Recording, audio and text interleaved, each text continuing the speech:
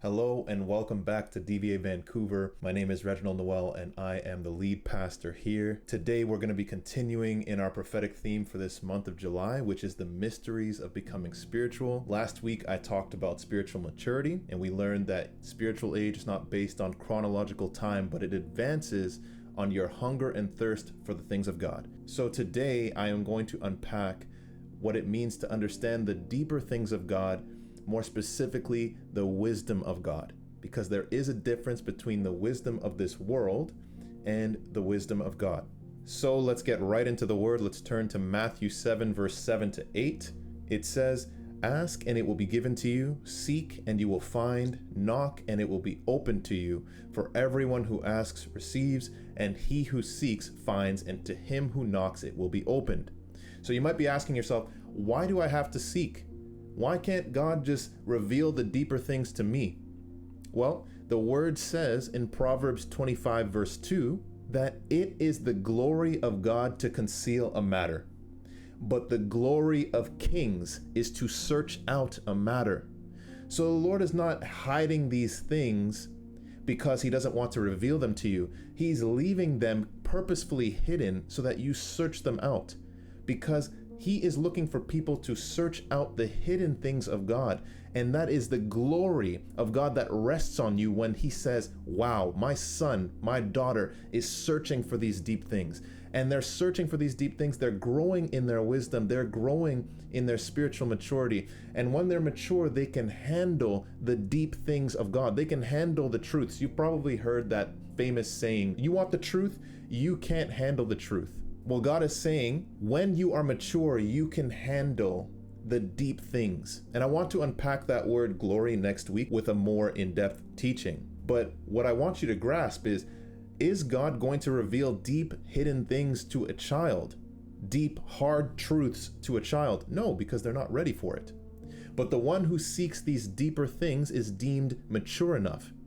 We see this with David. David was anointed to be made king when he was a young boy because God knew his spiritual maturity was at a level that was prepared for the deep things of God, for the wisdom of God.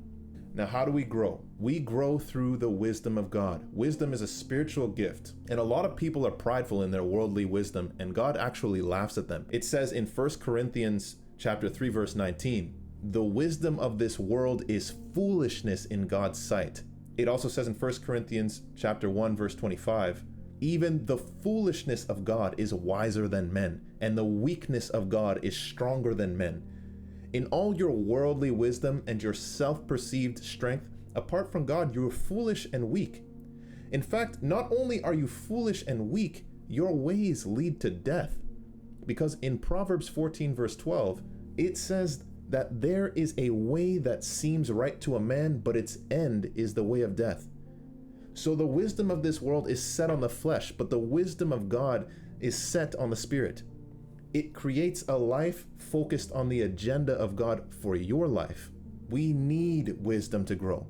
The word says in Proverbs 19, verse 2, that desire without knowledge is not good. And I don't know about you, but I know for a fact we have no lack of desire. We desire everything. We desire a nice car. We desire a bigger house, thriving business, successful marriage, wealth, an ever-growing ministry without any knowledge of how to steward it. But the word says in Proverbs 10, verse 22, that the blessing of the Lord makes one rich. Not blessings, the blessing of the Lord. Because the Lord says, I will bless you and you will be a blessing. So the blessing of the Lord makes one rich and he adds no sorrow with it. That means you can have all the desire in the world. You can eventually acquire what you desire. But without that knowledge, there will be sorrow added to whatever you desired, which means the blessing becomes a curse in your life. What do I mean by that? The job is taking you away from your family. The business is taking away from your family. The business starts actually hurting your marriage. The children start suffering because you're never home. But this was supposed to be a blessing. My business is thriving. Why is there sorrow added to it? You did not have the capacity and you had no knowledge to steward it. We need knowledge and we need desire. We need both. A lack of knowledge will kill God's vision for your life and your destiny along with it. Now the word says that we perish for two things. My people perish for a lack of knowledge, and where there is no vision, the people perish. So these are two separate verses, but two unified concepts. Because there are two things that will kill your God-ordained destiny: a lack of knowledge and a lack of vision. If there's no knowledge, you definitely have no vision. And if you have no vision, you definitely have no knowledge. That's why in Proverbs 4:7, King Solomon says, wisdom is the principal thing. Therefore get wisdom, and in all your getting, in all your acquiring, get understanding. Solomon tells you that wisdom is not just nice to have, it is the thing to have. That's why in Proverbs 3, verse 19 to 20, it also says that the Lord by wisdom founded the earth. By understanding, he established the heavens. By his knowledge, the depths were broken up and clouds dropped down the dew. Because by wisdom, God actually founded the earth. So wisdom activates creativity for what God is calling you to do in relation to his agenda for your life. By knowledge, God employed weather systems on the earth, so we know that we need knowledge in order to build what God calls us to create. By understanding, God established the heavens, so the spiritual realm. Without understanding, you will not perceive what is happening in the spirit. The Lord will be leading you to discern spiritual things, and you will have no clue what is going on. So trust me, if you want to know the deep things of God, you have to get to know him. Even myself, even you probably, you only share your secrets with those closest to you, and God is no different. So this might have been you at some point. You might have asked, why is that man of God doing better than me? Why does it seem like God has revealed so much to her and not to me? Let me tell you this, it is not that they are better. It is that they went deeper. They searched for the deep things of God. They sought the wisdom. They sought the knowledge. They got understanding. And what happens when you do that?